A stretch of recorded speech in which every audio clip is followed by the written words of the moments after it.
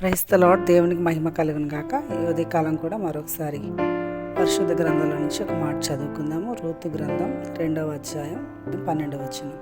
యెహోవా నీవు చేసిన దానికి ప్రతిఫలం ఇచ్చును, ఇశ్రాయేలు దేవుడని యెహోవా రెక్కల క్రింద సురక్షితంగా ఉండినట్లు నీవు వచ్చితివి, ఆయన నీకు సంపూర్ణమైన బహుమానం ఇచ్చినని ఆమెకు ఉత్తరం ఇచ్చాను. ఈ ఉదయకాలం నిజంగా రాయబడిన మాట ప్రకారం మనం చూస్తే రూతు కోసం చెప్పబడిన మాటగా మనం చూస్తాం. మరి రూతు జీవితంలో ఈ మాటలన్నీ కూడా నెరవేర్చబడ్డాయి. రూతు ఏం చేసిందో ఒకవేళ ఎవరు గుర్తించకపోయినా దేవుడు చూశాడు. ప్రభు తన పక్షంగా దేవుడు ఎంతో గొప్ప కార్యాన్ని జరిగించడం లేఖన భాగాల్లో మనకు తెలుసు.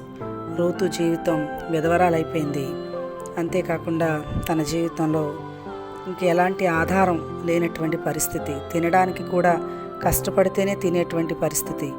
అలాంటి సమయంలో కూడా తన దేవుని సన్నిధిలో ఎంతో పవిత్రంగా పరిశుద్ధంగా బ్రతకడం, బోయాజు పొలంలో పనిచేయడం, ఇవన్నీ కూడా దేవుడు చూశాడు. అంతే తప్ప తిరిగి మళ్ళా వెనక్కి తిరిగి చూసే ఆలోచన తనకు లేదు. ఆ విషయంలో దేవుడు తన పక్షంగా గొప్ప కార్యం చేసినట్టుగా దేవుని వాక్యంలో మనం చూస్తాం. నీవు అలాగే ఆ కింద మాటలో కూడా చూస్తే నీవు వచ్చితివి, నీకు నేను ప్రతిఫలం ఇస్తాను, బహుమానం ఇస్తాను అని వాక్యంలో రాయబడిన విధంగానే రూతు జీవితంలో అద్భుతంగా ఆశ్చర్యకరంగా ఏ పొలంలో అయితే తను పనిచేయడానికి వెళ్ళిందో ఆ పొలంకే యజమానురాలు అయినట్టుగా దేవుని వాక్యంలో మనం గమనిస్తాం.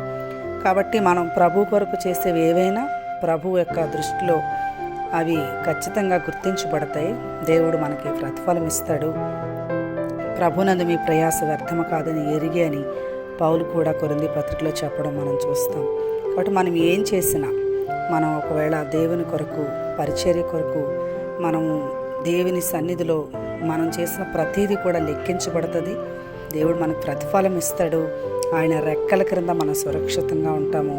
దేవుడు మనకి బహుమానం కూడా ఇస్తాడు. కాబట్టి అలా రూతు జీవితంలో నెరవేర్పు అవ్వడం మనం చూస్తాము. రూతు జీవితంలోనే కాదు, మన జీవితంలో కూడా అలాగ దేవుడు చేయగలడు. మన కుటుంబాలని, మనలని, మన పరిస్థితులని ప్రభువు మార్చగలడు. ఏమీ లేనటువంటి పరిస్థితుల్లో నుంచి రూతుని ఎలా పైకి లేపాడు, అలా ప్రభు కూడా మనల్ని కూడా లేవనెత్తగలడు. వింటున్న ప్రతి వారికి దేవుడు అట్టి కృప అనుగ్రహించును గాక.